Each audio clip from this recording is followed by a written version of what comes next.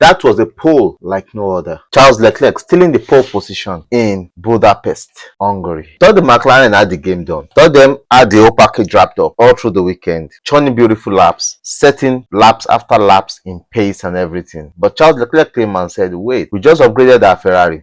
Though we are still trying to tune it up and set it up. My teammate is having issues, but I think I've been here for a long time and I understand how this car works. And stomped to the pole. Took the pole position in Hungary. What a pole it was for him. And for me, I never expected that, and I'm sure himself never expected it. And it was all thanks to weather.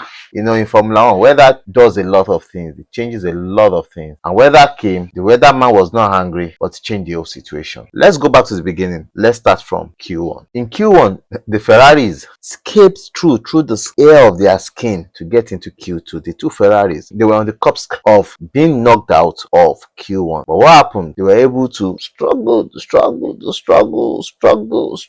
it out and got into Q2. As if that was not enough, Max Verstappen and his own car struggled also into the Q2. It was not a funny one. His teammate Yuki Tsunoda got knocked out again in Q1. What an embarrassment it was for him. Yuki Tsunoda, Pierre Gasly, Ocon, Hulkenberg, and Albon that has been putting up a good performance all through the weekend. Bam, knocked out. Oscar Piastri topped it. Lando Norris, Isaac Aja, wonderful one. You know, Charles Leclerc. They all went soaring high like, oh, we are here. The Red Bull became the Racing Bull this weekend. I can tell you, I've not seen that before in a long while. Red Bull becomes Racing Bull. Rain started falling, but not so much, just a little bit drizzle before the Q2. Turn 5 and 6 and a little of the straight was a little bit damp wet, but this driver got it on and they're able to put out their cars there. And unfortunately, Kimi Antonelli out in Q2. But he was not out alone. He has his partner in crime that they've always been out together in the person of Lewis Hamilton, out again in Q2. And a lot of things he blamed it to. But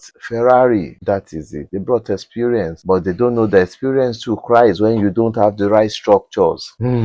Antonelli 11, Bierman 12, Lewis Hamilton 13, Carlos Sainz 14, Colapinto 15. Colapinto and Sainz were exchanging towards the end. I was like, what is happening with these guys? But they got it done. Carlos Sainz 14, Colapinto 15th. What on earth is happening? Bortoleto again, top 10 straight, 3 times in a row. Pam, pam, pam, pam. Showing that he was the former F2 champion. He never wants to be down. Gabriel Bortoleto stormed it out, went straight into Q3 again. P10 for him. Their father, Max Verstappen, struggled. He was able to sneak into Q3. 8th position. He sneaked. It was not easy for him. Seriously, that Red Bull is not working. Racing Bull has become the new Red Bull this week. The Red Bull is not working. He does not even know where the car is. That's how worse it is. The 2 Aston Martin in Q3 this weekend. As in, am I dreaming? I don't understand. The 2 Aston Martins in Q3 this weekend. I don't get it. This is magic. Including the 2 Racing Bulls. Wow. Racing Bulls and Aston Martin in Q3. That is another story. But we'll talk about it. We went straight. Eating Q3. Surprises are with us. And we saw Charles Leclerc. Bam! Switch it up.